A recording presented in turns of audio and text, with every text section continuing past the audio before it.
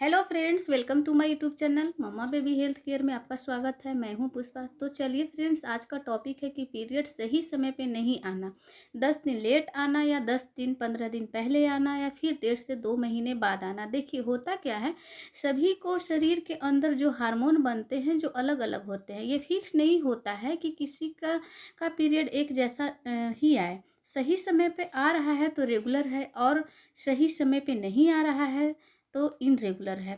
अगर आपको लग रहा है कि मेरा पीरियड इनरेगुलर है तो गायनोकोलॉजिस्ट से संपर्क करें।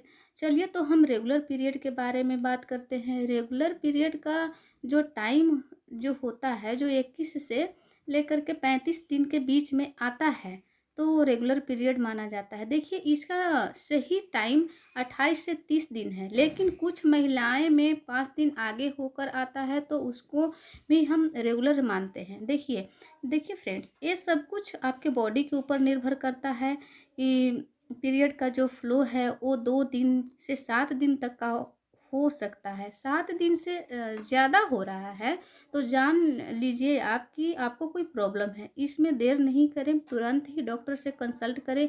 इसे हल्का में ना लें। ब्लीडिंग बहुत कम नहीं होना चाहिए, बहुत ज़्यादा भी नहीं होना चाहिए। साथ ही साथ कई महिलाओं में देखा गया है कि पेट में दर्द बना रहता है।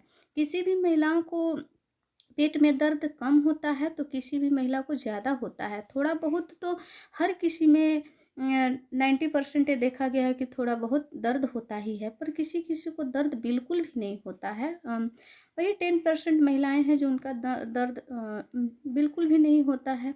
बहुत ज़्यादा दर्द हो रहा है तो दवा लेने के बाद भी ठीक नहीं हो रहा है। बहुत में ऐसा होता है कि दवा लिए और ठीक हो गया और फिर दवा बंद हो गया तो फिर से स्टार्ट हो जाता है। तो आप गायनिक से सलाह लें, क्योंकि दर्द का बहुत ज़्यादा होना सही बात नहीं है।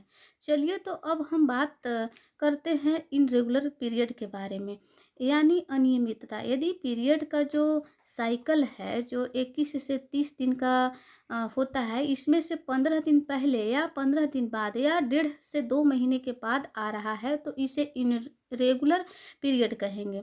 पहले से ब्लीडिंग का जो समय है उसे 1 दिन आ रहा है या बहुत ही कम मात्रा में हो रहा है, तो 7 दिन से ज़्यादा हो गया है या फिर बिल्कुल क्लोट की तरह आ रहा है, तो तुरंत ही आप डॉक्टर से कंसल्ट कर लें।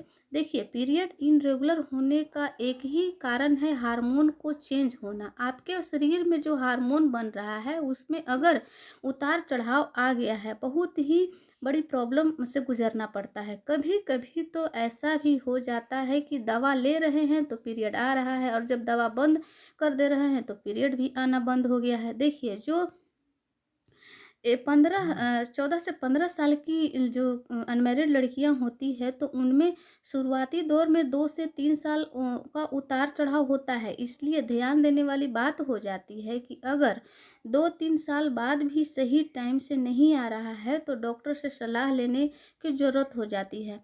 फ्रेंड्स, एक और बात यहाँ पर बताना चाहूँगी कि अगर किसी भी महिला को कोई भी बीमारी हो गया है या मोटापा ज़्यादा बढ़ गया है या फिर ज़्यादा वेट लॉस हो गया है या थायराइड का घटना या बढ़ना इसका एक बहुत बड़ी कारण हो सकता है। पीरियड अनरेगुलर हो सकता है हार्मोन असंतुलन होने के कारण भी ऐसा प्रॉब्लम देखने को मिलता है, जैसे कि थायराइड का प्रॉब्लम या फिर ओवरी में सिस्ट होने के कारण, या फिर कोई ऐसा पॉलीसिस्ट ओवरी हो गया है या कोई ऐसा छोटी मोटी गांठें हो गई हैं जो ऐसा प्रॉब्लम मिलता है, तो इसे बहुत बड़ी आगे चल के प्रॉब्लम होता है। ये यहाँ तक कि लेप्रोस्कोपी कराने की भी बात आ जाती है।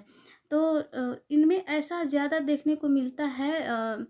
जो अनमैरिड लड़कियां होती हैं वो अपने पेरेंट्स से ये बात खुलकर नहीं इस टॉपिक पे बात कर पाती हैं। आगे चलकर इनको बहुत बड़ी प्रॉब्लम को सामना करना पड़ता है।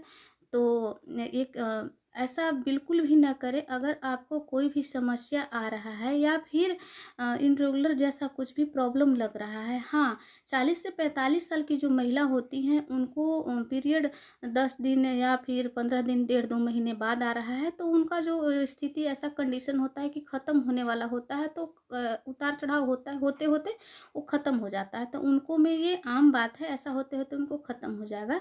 तो इसका यही सॉल्यूशन है कि आप डॉक्टर से कंसल्ट कर लें और आप सही समय पर इसका इलाज कराएं।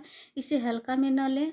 डॉक्टर गायनोकोलॉजिस्ट से संपर्क करिए। चलिए, आज का मेरा वीडियो अगर हेल्पफुल लगा है फ्रेंड्स तो लाइक शेयर और सब्सक्राइब कर दीजिए।